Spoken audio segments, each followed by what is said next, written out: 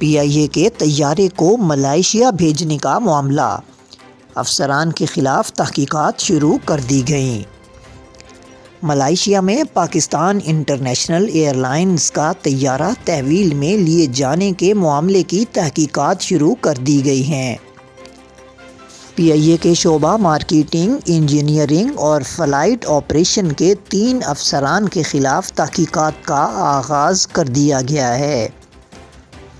Marketing, engineering, flight operation اور cooperative planning کے شعبوں کے ریکارڈز کی بھی جانچ پڑتال شروع کر دی گئی ہے۔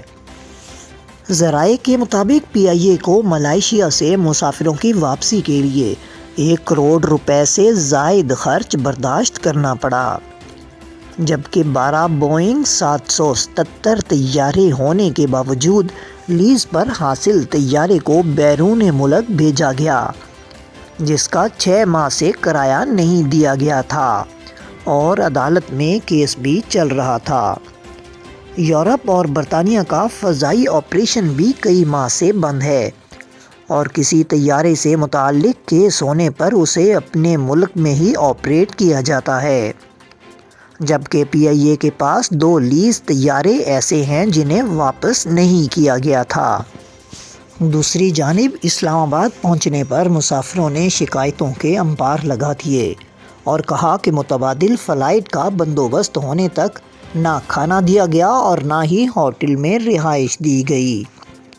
دوسری طرف پاکستان انٹرنیشنل ایئر لائنز نے تحقیقات کی خبروں کو من گھڑت قرار دیا ہے۔ PIA ترجمان عبداللہ خان کا کہنا ہے، PIA انتظامیہ نے انجینئرنگ یا کسی شعبہ کے حکام کے خلاف انکوائری کے احکامات جاری نہیں کیے۔